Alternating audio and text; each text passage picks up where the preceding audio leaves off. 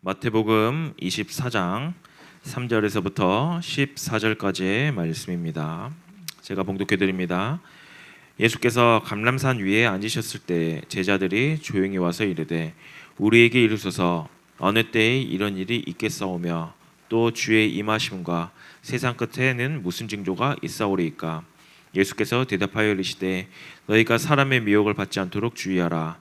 많은 사람이 내 이름으로 와서 이르되 나는 그리스도라 하여 많은 사람이 미혹하니라 하리라. 난리와 난리 소문을 듣겠으나 너희는 삼가 두려워하지 말라. 이런 일이 있어야 하되 아직 끝은 아니니라. 민족이 민족을 나라가 나라를 대적하여 일어나겠고 곳곳에 기근과 지진이 있으리니 이 모든 것은 재난의 시작이니라. 그때 사람들이 너희를 환난에 넘겨주겠으며 너희를 죽이리니 너희가 내 이름 때문에 모든 민족에게 미움을 받으리라. 그때 많은 사람이 실족하게 되어 서로 잡아주고 서로 미워하겠으며 거짓 선지자가 많이 일어나 많은 사람을 미혹하겠으며 불법이 성함으로 많은 사람의 사랑이 식어지니라. 그러나 끝까지 견디는 자는 구원을 얻으리라. 이 천국 복음이 모든 민족에게 증언되기 위하여 온 세상에 전파되리니 그제야 끝이 오리라. 아멘. 지난 한 주간은 어떻게 보면 되게 바쁜 바쁜 이제 또 교회 일정을 우리 함께 보냈습니다. 이제 화요일 날에는 이제 노예 서머 노예 이제 라이징 제너레이션 페스티벌 이렇게 해서 우리가 함께 노예가 함께 모여서 다음 세대를 위한 또 축제를 함께 지냈고요. 그리고 그 다음 날 8월 5일 날에는 우리 자체 이제 페스티벌과 페스타의 차이가 혹시 뭔지 아세요, 여러분? 요즘에 여러분들 이곳저곳 좀 곳곳을 좀 보면 지역 축제나 이런 것들을 보면 이제 무슨 페스티벌이라는 단어보다 페스타라는 단어를 많이 써요. 이제 페스티벌은 이제 대형 축제, 이제 굉장히 큰 축제들을 이제 페스티벌 그리고 정기적인 행사를 페스티벌이라고 이야기한다면 이제 페스타 같은 경우는 이제 소규모의 축제들이나 혹은 이제 갑작스럽게 깜짝 이벤트처럼 벌려지는 약간 비정기적인 약간 이런 행사들을 보고 약간 페스타라고 이야기합니다. 그래서 지난 또 화요일 날에는 저희가 여름방학을 좀 여름방학기 좀 어떻게 하면 보내볼 수 있을까라는 생각을 하면서 또 함께 이제 청소년 썸머 페스타를 함께 지냈고요. 그리고 금요일 날에는 이제 솔라 페스티벌, 이제 총회에서 주관한 솔라 페스티벌을 가지고 또 이제 예원교회 올라가서 서울에서 우리 함께 또 함께 공연도 함께 또 우리가 참석하고 은혜 받는 시간이었습니다. 너무 큰 은혜를 받았는데 큰 은혜를 받고 나면 어떤 마음이 딱 드냐면요. 이제 내가 예배를 잘 드려야지. 이제 내가 예배 올바르게 드려야지 이런 생각이 들어요. 왜 그럴까요? 그 화려함에 보면서 일단은 찬양 분위기 자체가 달라요. 페스티벌이고 하다 보니까 찬양 분위기에 압도돼서 야, 이게 하나님을 예배하는 거구나. 야, 이렇게 우리가 신나게 하나님을 찬양할 수 있구나. 이제 그 분위기에 압도되다 보면 어떤 생각이 드냐면 이제 가서 예배 잘 드려야지 라고 와서 주일날 여기 와서 예배를 드리면 어떤 분위기예요? 다들 분위기가 안 좋아요. 내가 생각했던 예배랑 다른데. 이제 그러다 보면 어때요? 마음속에 내가 알던 예배랑 너무 다른 것 같아. 지난 겨울 수련회 끝나고 나서 그 전남도에 또 주관하는 겨울 수련회 끝나고 나서 많은 청소년들이 저한테 그런 얘기를 해요. 허진열 목사님이 그 자기 교회에 와서 저희 와서 청소년 예배 해주시면 안 되냐고 이야기를 하더라고요. 근데 허진열 목사님이 본인 교회에 가서 예배를 저랑 똑같이 하세요. 그분도 재미없으세요. 왜냐하면 주일날 예배는 잠깐 이벤트성인 깜짝 수련회와 같은 그런 예배가 아니에요. 항상 매일 보던 사람들과 매일 함께 나누는 이런 분위기이기 때문에 뭔가 되게 지루하게 느껴질 수도 있고요. 뭔가 나랑 좀 안 맞는 것 같기도 하고 왜 내가 생각했던 그 예배와 또 다를 수도 있어요. 근데 많은 청소년들이 그런 화려함 속에 혹시라도 흘러내려가서 내가 생각했던 예배는 이거는 아닌데 라고 해서 혹시라도 내가 예배와 더 거리가 멀어지게 그런 마음이 든다라고 하면 여러분들 빨리 마음 다잡으시고요. 아니지 어떠한 상황 가운데 있든지 내가 진짜 하나님을 예배하고 찬양하고 영광 돌리는 이 자리에 내가 왔으니까 어떠한 모습이든 상관없이 하나님을 예배하고 찬양하자, 좀 이런 마음을 가지고 함께 우리가 또 예배에 도전했으면 좋겠습니다.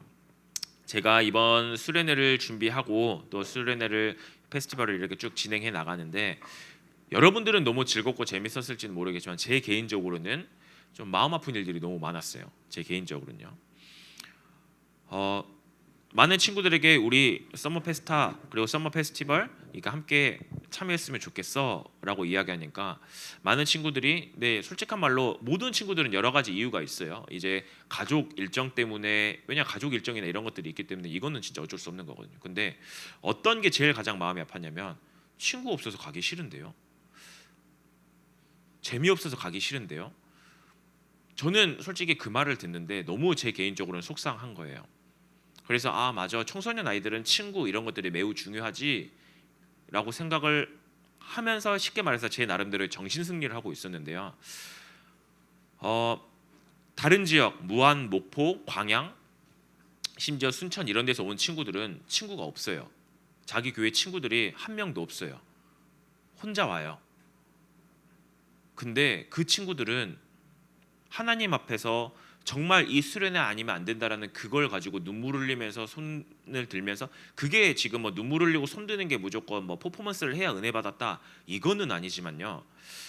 그 아이들은 친구도 없고 재미도 없는 그 수련회에 와서 최고의 은혜 받아갔어요. 우리 예일교회 다음 세대들은 저 제 친구 없어서 안 가고 싶은데요 라고 이야기하는데 그 친구들은 저는 친구 없어도 괜찮습니다. 저는 그냥 하나님 앞에 영광 돌리고 은혜 받기 위해서 나옵니다. 한 친구가 솔라 페스티벌을 공연까지 다 끝내놓고 나서 저한테 와서 그런 얘기를 하는 거예요. 다른 교회 친구입니다. 혼자 왔어요. 시골에서 혼자 올라온 친구예요. 친구가 아무도 없어요. 근데 그 친구가 와서 이야기합니다. 주목님, 정말 하나님을 찬양하고 하나님을 영광 돌리는 게 이렇게 기쁜 일인지 몰랐습니다. 참고로 그 친구는 혼자 왔어요. 친구가 없습니다. 우리는 친구가 없기 때문에 안 갑니다라고 이야기할 때 그 친구는 시골 교회에서 혼자 있으면서 혼자 신앙생활 힘들게 하다가 이 자리에 와서 하나님을 영광 돌리고 하나님께 은혜 받는 게 이런 기쁨입니다라는 그 고백을 하는데 눈물이 나는 거예요. 아 하나님, 내가 전남노예 수련회 준비하면서 이 은혜의 역사가 헛되지 않았습니다. 또 한편으로는 마음이 너무 아팠어요. 하나님, 왜 우리 예일교회들은 왜 우리 예일교회 다음 세대들은 친구 없으니까 안 갑니다. 재미없으니까 안 갑니다. 왜 이런 마음이 이 가운데 들어가 있을까요? 참 제 개인적으로 너무 속상한 마음이 너무 컸어요. 제가 예일교회 교육자잖아요.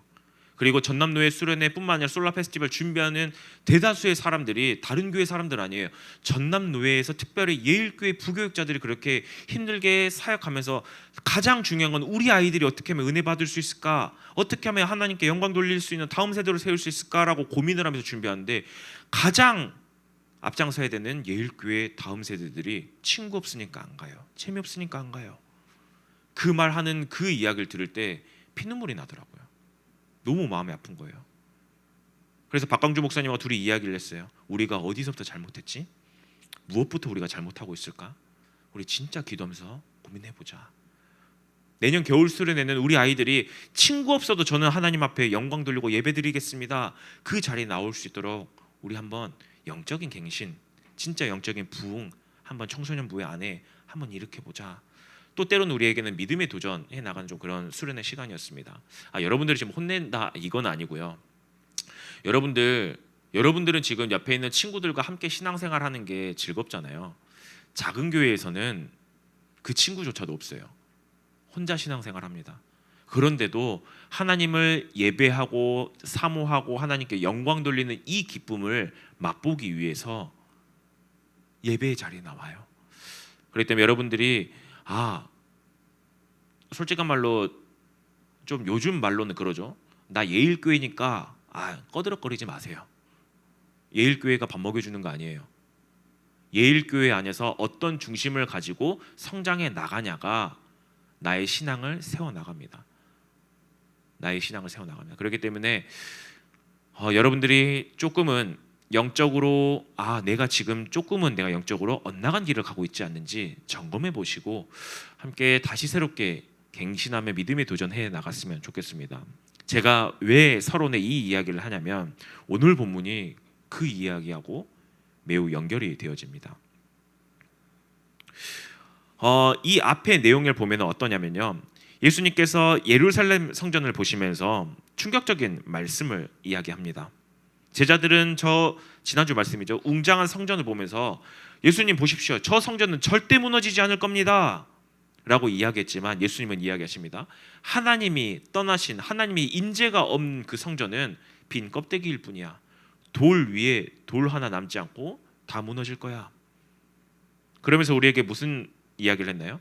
하나님 없이 세워진 열심, 그 위에 세워진 모든 것들은 다 무너질 수밖에 없어. 우리가 함께 그렇게 말씀을 나눴습니다. 오늘날도 우리도 마찬가지입니다. 하나님보다 공부가 앞서 있고요, 친구가 앞서 있고요, 스마트폰 그리고 세상의 것을 더 붙잡고 살아가려고 하는 우리의 모든 모습들, 결국 무너질 수밖에 없다라는 겁니다. 이 말을 듣고 나서 제자들은 큰 충격에 빠집니다. 그리고 나서 오늘 본문에 감람산 위에 앉으셨을 때 제자들이 예수님께 조심스럽게 물어봐요. 주님, 언제 이런 일이 일어나겠습니까? 또 주님의 임하심과 세상의 끝에는 무슨 징조가 있겠습니까? 제자들이 지금 물어보는 건 뭐예요? 언제라는 거예요. 그런데 예수님의 대답은 의외의 대답을 하십니다. 예수님은 언제쯤 할 거야 날짜를 말씀하시는 게 아니라 뭐라고 이야기하시냐? 너희들이 조심해야 될 것이 있어 라는 것을 이야기하고 있습니다. 오히려 우리가 종말에 살아가는 우리의 모습 가운데 어떤 믿음을 가지고 살아가야 되는지를 우리에게 가르치고 계시는 거예요. 오늘날도 많은 사람들이 정말 지금 우리가 이제 종말의 시대라고 이야기를 하죠. 말세 시대라고 이야기합니다.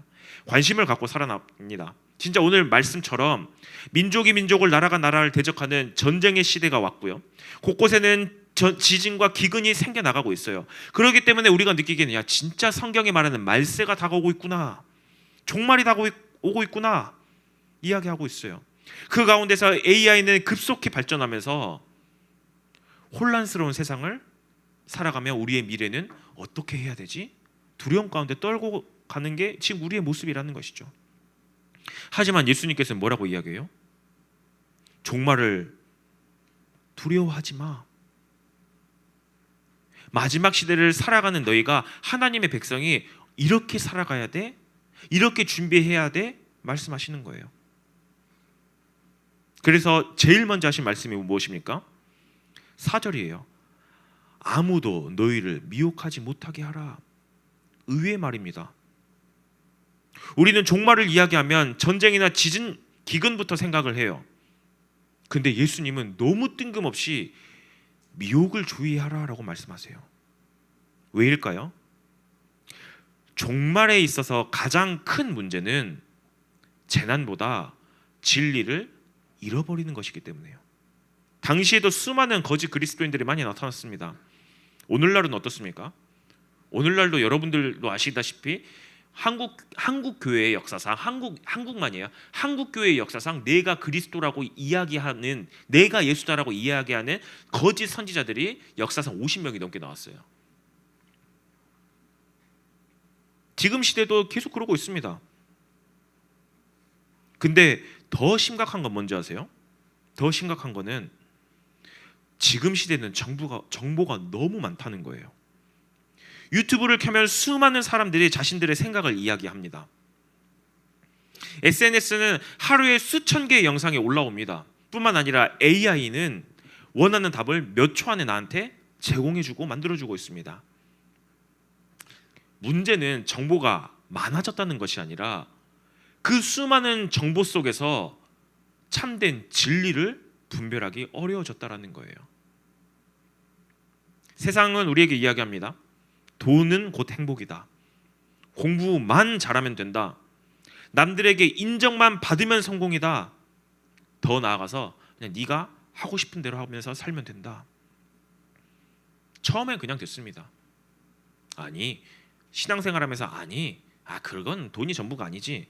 근데 계속 듣다 보면 어느 순간 그게 진리처럼 느껴집니다. 그게 바로 미혹이에요. 미혹은 거짓 정교만을 말하는 것이 아니라 하나님보다 다른 것을 더 크게 믿는 모든 것을 미혹이라고 이야기합니다. 여러분들 교회 생활 어떻게 합니까? 아까 서론에서 여러분들에게 조금 마음 아픈 이야기예요. 교회 생활하면서 교회가 재밌어야 옵니다. 맞아요. 교회는 재미도 있어야 돼요. 교회가 친구가 있으면 오고 싶습니다. 맞아요. 교회는 친구가 있어야 돼요. 근데 그것들 가운데서 계속 속아서 어떻게 해요? 친구가 없으면 교회를 안 와요. 재미가 없으면 교회를 안 와요. 교회의 진정한 본질은 하나님께 영광 돌리고 그 영광 가운데서 영광 돌리는 가운데서 은혜 받는 게 진정한 본질인데, 그게 예배의 진정한 본질인데, 그 본질은 온데간데 없이 사라지고 친구가 있냐 없냐 그거에 따라서 내 신앙생활이 바뀌어가고 있다는 거예요. 교회의 진짜 큰 위기가 무엇인지 아십니까? 여러분들에게 어떻게 하면 여러분들을 끌어들일 수 있을까? 재밌는 프로그램들을 너무 계속 만들어내다 보니까 어떻게 합니까? 야, 지난번보다 재미없는데? 점점 신앙생활이 뭘로 빠져나가고 있어요? 재미로 가고 있다는 거예요. 재미없으면 교회 안 옵니다. 친구 없으면 교회 안 옵니다. 그게 지금 이 시대 가운데 미혹해 오고 있는 부분들이라는 거예요. 그렇기 때문에 예수님이 이야기합니다. 이 미혹하는 부분들을 주의해야 돼. 반드시 너희들은 조심해야 돼 라고 이야기하고 있는 거예요. 그래서 마지막 시대를 살아가는 우리는, 성도는 하나님의 말씀을 굳게 붙잡아야 합니다. 왜 굳게 붙잡아야 합니까? 세상의 수많은 것들은 다 변할지언정 하나님의 말씀은 영원히 변하지 않기 때문에요. 하나님만은 절대 변하지 않기 때문에요. 하나님의 말씀이 우리 기준이 되어질 때 우리는 세상의 수많은 소리 속에서도 흔들리지 않게 되어집니다. 그렇기 때문에 교회의 본질은 바로 말씀, 하나님이 되어져야 돼요. 뿐만 아니라 여러분들의 신앙의 기준도요, 여러분들의 믿음의 기준도 단순히 재미와 이것들을 찾아가는 것이 아니라 무엇이 기준이 되어야 돼요? 하나님의 말씀이 기준이 되어야 돼요. 그렇지 않으면 흔들릴 수밖에 없다는 거예요. 이걸 알기 때문에 예수님은 말세 시대 때, 야, 전쟁 기근 이거 조심해, 이거 이전에 뭘 먼저 이야기하시는 거예요? 미혹하는 영을 주의해야 돼 라고 이야기하시는 겁니다. 그러면서 예수님이 이어서 말세의 어떠한 부분들이, 종말 시대 때 어떠한 부분들이 나오는지 이야기합니다. 전쟁, 기근, 지진, 핍박이 임한다라고 말씀하고 있어요. 근데 가장 안타까운 말씀이 뭔지 아세요? 바로 12절이에요. 12절 말씀에 불법이 성함으로 많은 사람의 사랑이 식어지니라. 예수님은 전쟁보다 더 심각한 것이 있다고 말씀하고 계시는 거예요. 그게 바로 무엇인지 아십니까? 바로 하나님을 향한 사랑이 식는 거예요. 지금 시대가 똑같이 그렇습니다. 요즘 청소년들, 요즘 시대 사람들 하나님을 미워하는 경우 없습니다. 거의 없어요. 오히려 하나님 앞에 무관심해요. 하나님을 향한 사랑에 식어 있어요. 여러분들의 신앙생활의 모습을 한번 잘 점검해 보세요. 예배를 드리지만, 예배는 드리고 있어요. 내가 근데 실제 삶 속에서 하나님을 생각하는 시간이 얼마나 되어집니까? 여러분들 기도는 언제 하십니까? 그냥 특별한 날, 내가 시험 기간 있을 때만, 혹은 내가 운동 뭔가를 해야 될 때만, 내가 좋은 결과를 있어야 할 때만 기도해요. 성경은 언제 봅니까? 그냥 무슨 훈련할 때 잠깐 참고서 보듯이 잠깐 봐요. 여러분들의 남는 시간의 대부분은 무엇을 하고 있습니까? 99% 스마트폰이에요. 스마트폰은 하루에 수십 시간, 수백 시간을 보면서 하나님의 말씀을 보는 단 1, 2분의 시간은 없다라는 거예요. 예수님께서 말씀하신 사랑에 식는다는 것은 어쩌면 이런 모습일 수도 있습니다. 처음에는 하나님이 내 삶 가운데 가장 소중했어요. 가장 중요했어요. 그런데 조금씩 다른 것들이 내 자리를 차지하기 시작합니다. 공부가 하나님보다 더 중요해지고요. 공부가 하나님보다 더 중요해지고요. 친구가 하나님보다 더 중요해지고요. 취미와 게임이 하나님보다 더 중요해지기 시작해요. 그렇다고 해서 내가 하나님을 버렸냐? 버린 게 아니에요. 하지만 하나님이 내 첫 번째 자리가 아니라는 거예요. 그래서 예수님이 오늘 본문에 이야기합니다. 사랑이 식지 않도록 주의해야 돼. 하나님을 향한 사랑이 식지 않도록 주의해야 돼. 첫 번째는 뭐였어요? 세상의 수많은 잘못된 진리들이 너희 가운데 찾아와서 너희들을 미혹할 건데 하나님의 말씀을 온전하게 붙잡고 미혹의 영에 속지 마. 두 번째는 뭐예요? 세상에 수많은 사랑할 것들이 너무나도 많지만 그것보다 더 하나님을 사랑해야 돼. 그 하나님을 향한 사랑이 식지 않도록 주의해야 돼. 지금 이야기하고 있는 겁니다. 그러면서 예수님은 마지막에 이렇게 이야기하십니다. 13절입니다. 끝까지 견디는 자는 구원을 얻으리라. 여기서 끝까지 견딘다라는 것은 억지로 버틴다라는 뜻이 아니에요. 예수님을 끝까지 놓지 않는다라는 겁니다. 그런데 여러분들 생각해 보세요. 우리의 힘만으로는 끝까지 이 예수님을 붙잡을 수 없어요. 근데 우리에게 더 중요한 사실은 무엇이냐? 하나님이 우리를 먼저 끝까지 붙들고 계신다라는 겁니다. 여기서 끝까지 견디는 자는 구원을 얻으리라. 이제 이런 것들 때문에 수많은 이단들이 거 봐라, 끝까지 견뎌야 구원을 얻는다, 너희들이 올바르게 신앙생활을 해야 구원을 얻는다, 이렇게 이야기하는데요. 그거는 아닙니다. 그런 이야기는 아니에요. 구원은 내가 예수 그리스도를 믿는 그 순간 단번에 구원은 이루어집니다. 하지만 구원받은 성도들이 끝까지 믿음을 지켜나가는 그 모든 믿음의 발걸음 위에 하나님이 하나님의 백성을 끝까지 지키고 보호하신다라는 거예요. 그러면서 14절에 뭐라고 이야기합니까? 14절에 이야기합니다. 이 천국 복음이 모든 민족에게 증언되기 위하여 온 세상에 전파되리니 그제야 끝이 오리라. 언제 세상의 종말이 끝이 온다고요? 수많은 전쟁, 기근, 어려움이 너희 가운데 찾아올지라도 진정한 끝은 언제 오냐? 이 천국 복음이 모든 민족에게 증언되어야 그때야 끝이 온대요. 이 말은 무엇입니까? 언젠가는 이 천국 복음이 모든 민족에게 증언된다라는 거예요. 지금 우리가 보기에 있는 이 복음의 역사들, 복음의 사역들 우습게 보여질 수도 있어요. 세상은 점점 하나님을 떠나는 것처럼 보일 수도 있어요. 하지만 하나님은 그 가운데서도 여전히 일하고 계신다라는 거예요. 여러분은 잘 모르겠지만 복음은 지금도 사람을 변화시키고 있습니다. 하나님은 지금도 세계 곳곳에 교회를 세워가고 계십니다. 뿐만 아니라 하나님은 세계 곳곳에 하나님의 나라를 확장해 나가고 계십니다. 가장 중요한 것은 그 일에 하나님이 여러분들을 부르셨다라는 거예요. 그래서 여러분들이 친구에게 예수님을 전하는 것, 학교에서 그리스도인답게 살아가는 것, 또 예배를 소중히 여기는 것, 이 모든 것들이 무엇입니까? 말세, 이 종말의 시대를 살아가는 우리 성도들의 모습, 성도들의 모습이라는 거예요.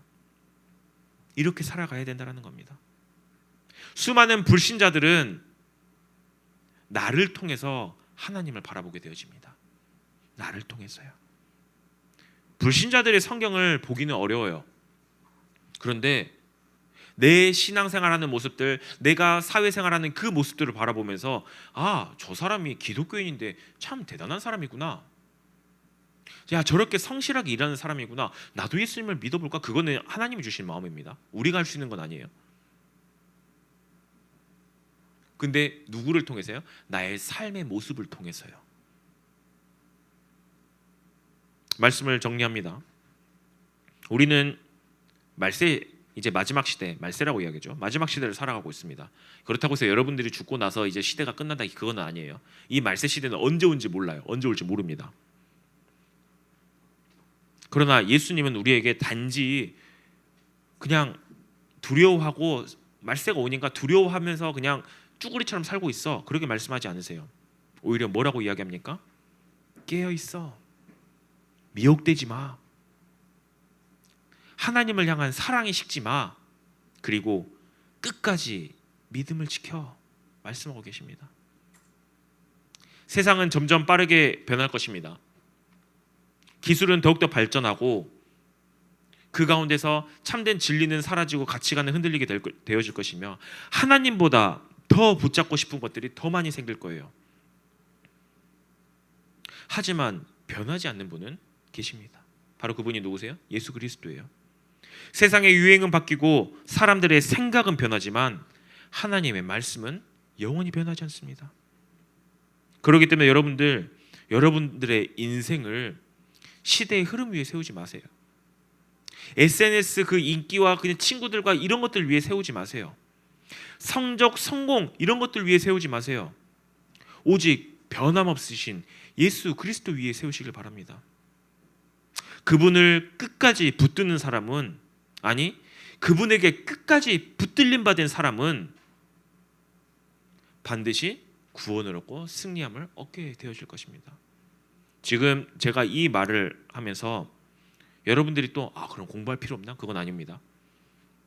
여러분들 하나님이 여러분들을 보내신 그 현장 가운데서 최선을 다해서 공부하세요. 열심히 다해서 공부하세요. 다만 그 가운데서 하나님을 가장 우선순위에 두세요. 그런 여러분들의 삶 가운데 하나님이 여러분들을 통하여서 모든 민족에게 복음이 증언되어질 그런 역사를 일으키실 겁니다.